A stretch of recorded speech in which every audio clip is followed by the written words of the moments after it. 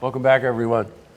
Well, I got to share something with you. You know, come September, you'll be walking up the hill, right? And you think to yourself, felt like just yesterday that it was early June, and you were thinking to yourself, I've got 3 months coming up of some of the best music, performance, dance, and it's over. Well, it's not exactly over.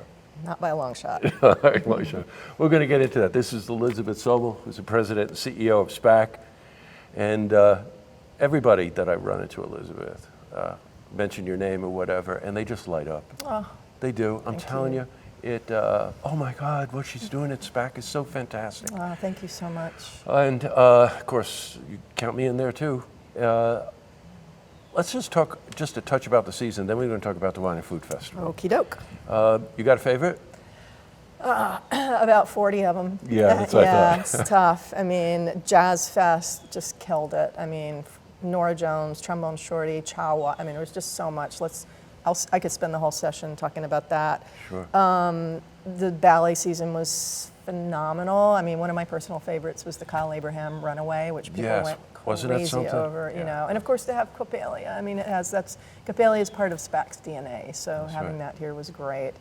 The orchestra, I can't even begin. I mean, it's like asking me which is my favorite child. I mean, was it the Mozart Requiem, one of the most sublime evenings I think we've ever had here at SPAC, or Jazz at Lincoln Center with Wynton? I mean, that was a spectacular night. Some really phenomenal lots of core classical concerts. And then, of course, we also did have phenomenal cinema series that brought in crowds of 6,000 to 7,000 people for some of our, So we're trying to, I know a lot of people want, a full diet of core classical, but, we have to program for the full constituency. So it's a long, arduous process of making sure that we've got really terrific core classical programs that we do it very closely in collaboration with the orchestra and Yannick and the orchestra, and we really refine and collaborate and work really hard on what the programs are, so that there's something for everybody. Well, you know what? If we had done a campaign this summer, as you know, on the lawn, where we just talked to people about their memories, and you could tell the crowd was so diverse. They were so much fun to talk to, but they were all smiling. It was just because of what you just said. You're just really understanding that the arts and how it benefits and nurtures our community is a little something for everyone, Well, that's hard to manage, though, Elizabeth. It is very hard. I think people think programming is like going into McDonald's and saying, give me one, and it is so complex. We won't go into it, but it's a very deeply complex process for all sorts of reasons, not least of which that our resident companies have collective bargaining agreements that govern how many rehearsals we can have and the hours and the services and all that kind of stuff. So it's a very complex issue. And then Chamber Music Society, we I think we had our biggest crowds ever for Chamber Music Society across the whole series. Dynamics, thrilling performances. SPAC on stage. Well, you know what? As we were both walking up the hill after Banda Magda. Yes. I know many of you saw this because the place was packed, but SPAC on stage is such a unique concept to start with, and the intimacy between the artist and the audience, and just the sense that you're on stage with the artist, is you can't really describe it. You have to experience it, and on both sides. Right. The artists open up, and she was just so spectacular.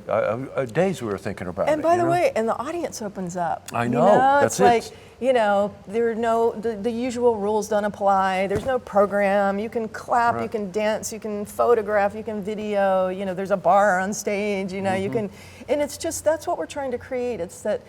People think programming is about, here are works that are going to be played by this artist. And to be perfectly honest, I don't look at it that way. I look at, what is the experience you were trying to create, right? And my hope always is that people really walk out of the venue, no matter what the genre, no matter what the experience, euphoric and transformed and feeling like they connected with other individuals, other energy and everything. That's ultimately what it's about, to really give us all a sense of how connected we all are through art. Yeah, so funny. I was just going to say, that's the ultimate connection. Totally. Right, I was just going to say that to you. Hey. Look, we got to talk about the Wine and Food Festival. As you could tell, we could stay here for days. Yes. October 4 and 5? Correct. Right? I want to do a quick rundown. This is a really important event for SPAC. There are two major events that SPAC has for fundraising. One, of course, is the gala in the heart of the summer.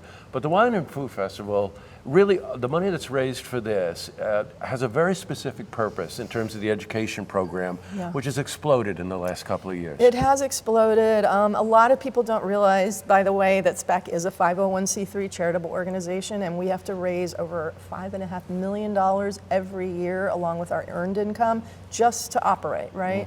And so our education program has gone from serving 5,000 kids to up to 49,000 kids throughout the capital region as of 2 weeks ago.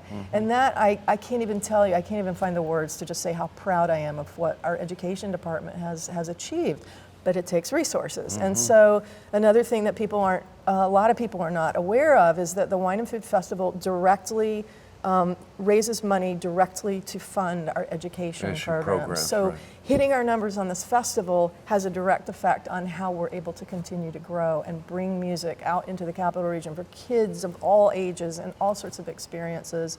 So yeah, it's really important. It's not just a fun party where people come to, right. When you think about and you see the children, it's at an early age. Yeah. They're exposed to it at an early age. You and I are both witness to this, and also experienced it. It stays with you your whole life. Absolutely. And it does temper the way you connect and the way you communicate. Well, we know through the data, the research, that there are two things that cultivate compassion and empathy in the human being: art and nature. Yeah, hello. Welcome to SPAC. Did you rehearse that line? No, That's I a did good not. one. I can remember that one. Friday night, August 4, a very, very cool farm to table harvest dinner. Called Forest Magic. Well, geez, I wonder how you got to that title. Let's talk about it, because it's a real interesting blend. You work as hard on this as you do to program the season. Yes. So, we've got local chefs from some of the best-known local restaurants. We have some national chefs, some international chefs, all coming together here on the grounds with this beautiful background of the reflecting pool for this weekend. Now, just give me some of the rundown on Friday night, the harvest. So I'm going to step back for 2 seconds and just say that, what I wanted to do with Wine and Food since I got here was change it up a little bit and make it more in keeping with our own mission, right? The classic cars were phenomenal, but it didn't really mesh with our vision. So we've really wanted to turn this into a celebration of the incredible culinary and cultural richness of the region. And also, because we're in this beautiful park, we do, even though we're an arts organization, supposedly, we see sort of stewardship of the earth and the park and the planet we live on is equally important, right? And so we wanted the festival to have an underlying ethos of sustainability too, because that's so important in the world, our ability to care for our planet. And so we are gathering for Friday night chefs, both regional chefs. There's some unbelievably talented chefs who, don't currently have restaurants, particularly here in Saratoga. We wanted to showcase some of their work, that they're very much in the vanguard of the farm to table sustainability movement. People like the young Kevin London, who's an absolutely brilliant young chef, Michael Blake.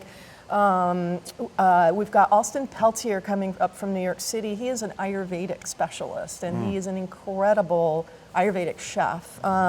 We've got, so we're thinking about Friday night. Who am I missing? We've got Tim Spedding and Louise Rudker from the UK coming. Again, these are people all in the vanguard of farm to table, sustainability. And Dan Spitz is joining us. A lot of people know Dan from his work here. So we've just gotten this incredible lineup, and the whole idea is bringing all these people together to work together around an evening full of delicious food that also kind of honors the planet and sort of an underlying ethos of sustainability. Boy, so that's Friday night. Yeah. So there's a VIP reception from 6 to 7, the dinner from 7:30-ish till 10:30-ish. There's music is being curated both Cafe Friday Lena. night and Right. Saturday by Cafe Lena. There will be gorgeous, huge sculptures by John von Alstein, whose sculptures are being curated by the Hyde. We've got Terry Lynn Pellegri has bringing in her gorgeous, like breathtaking photographs that she took around compostables. And by the way, when you think compostables, do not think dark, wormy loam. Think flowers and vegetal matter, right? They're just exquisite. So that was Friday night, and then Saturday will be the grand tasting. Grand tasting VIP clubhouse from 11 to 4. Some great wines, great food. Again, with these a lot of these same players, and then the grand tasting from 12 to 4, featuring a lot of our most iconic restaurants: Ciro's, Druthers, Seneca. You know, we've got a great presence. You know, far and near, and all those. People who make our evenings delicious and enjoyable once the summer's gone and we're looking for a great place to eat on a cold evening. Well, the best of luck to you. Thank you, Jesse. It's October 4 and 5. Don't forget, and we'll come back and talk afterward. You invite us back?